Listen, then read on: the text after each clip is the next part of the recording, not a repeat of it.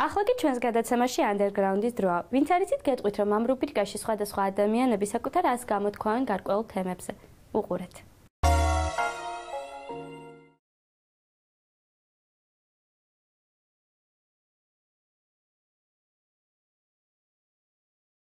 რომ ეს როკი, პანკობა, მეტალისტობა, დეპრესია, შეღებილი თმები, პირსინგი, საყური, ეს მეჯართეობა არის მოდაში შემოსული. ესენი არიან მომავალში ალბათ წარმატებული იურისტები, ეკონომისტები, რომლებიც დღეს აი ესე დახტიან ქუჩაში, იბრალებენ რაღაცას, მაგრამ შემდეგ როცა გაიზრდებიან უკვე, როცა ის გოგო ქუსლებზე შედგება, ბიჭი ჰალსტუხს დაიკიდებს და ტუფლებით ივლის, ალბათ ეს ყველაფერი დარჩება ბავშვობის უბრალოდ კარგ მოგონებად. ყველაზე მეტად გამოყოფდი ფსევდო პანკებს, ძალით დეპრესიულ ხალხს, მეტალისტებიც, პოზიორები. ესენი ამათ გამოყოფდი.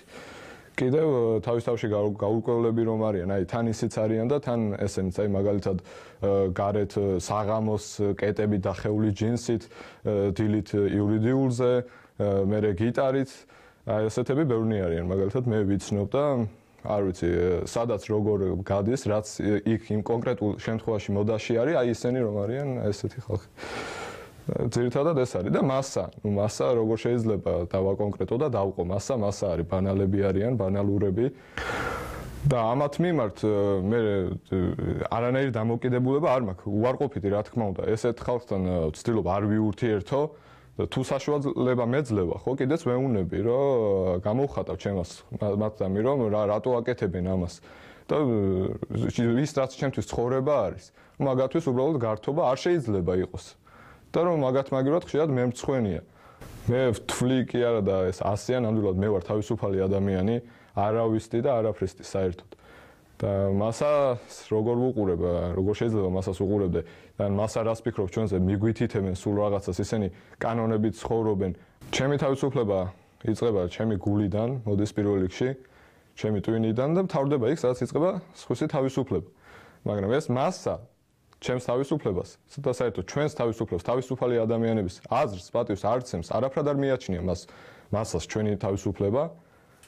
ცდილობენ ყველანაირად შევზღუდონ და მიგვითითონ რაღაცეები. რაღაც დაგვცინონ, ან რაღაც რეპლიკები, ან ისეთი თვალით გიყურონ, რაღაც ცინიზმით. ისინი ხო თავიანთი კუჭების საცხონებლად ცხოვრობენ და იმისთვის რომ კარგად დააბერონ თავიანთი მუცლები და რავი, იწვალონ იმისთვის რომ ისევ საღამოს ნასიამოვნებებმა დაიძინონ. აი ხელოვანი ხალხი რო სულ მშიერი არის და ეს რო არ მოწონთ და აი ფული, ბევრი ფული, რა გინდა ის ფული, თუ შენ იმას არ აკეთებ, რაც შენ გიყვარს, რაც შენ მოგწონს, თუ ისე არ ცხოვრობ, თუ იმით არ ცხოვრობ. ეგეთი ცხოვრება არ მინდა მე პირადად. ქალთან აიგივებენ პირდაპირ ადამიანს, რომელსაც საყური ან პირსინგი ან რაღაც ეგეთი ატრიბუტი ან სამკაული დააქვს. ეს რა შუაშია საერთოდ ადამიანობას და მე ვერ ხვდები. და სამეთვისება, რომელიც ყველაზე მეტად მომწონს, ეს არის ხელოვნებისადმი სიყვარული. ხელოვანი ადამიანები, ხელოვნებას ვინც პატივს ცემს, ვისაც უყვარს ხელოვნება. შეიძლება თვითონ არ იყოს ხელოვანი, მაგრამ პატივს როცემს და ამას მოყვება ალბათ ეგრევე, რომ აი ეს სხვისი აზრის პატივის ცემა რომ იციან, პატივს როცას ცემენ სხვის აზრს. ასეთი ხალხი და ანტისნობები მიყვარს კიდევ ძალიან. საქართველო დღეს რა მდგომარეობაში არის? მილიტარიზმი გაქანებული, სისხლის სუნი, პატრიოტი აუცილებლად ხმლით ხელში. ჩვენ ხო ქართველები ვართ. კაცს უნდა წვერი გაპარსული კონდეს, მოკლეთმა, ესეც ქართული. ქალი კუხნაში, სამზარეულოა საერთოდ, მაგრამ ეს კუხნა, ესეც ქართული მეტყველებიდან გამომდინარე. და არ ვიცი, აი ეს რაღაც დღეს პრობლემა არის. ჩემი აზრით, ეს მოგვარდება უახლოეს წლებში, იმიტომ რომ როცა წარმოიშვება რაღაც პრობლემა, ესე იგი იმის დასაწყისია, რომ ეს პრობლემა მოგვარდება, ხო? უკვე რახან არის პრობლემა, ესე იგი არის ძვრები. აქ და ვიმედოვნებ, რომ შემდეგი თაობები განვითარდებიან უფრო, მოდის ახლა ხალხი, ვფიქრობ და დავეწევით დროს.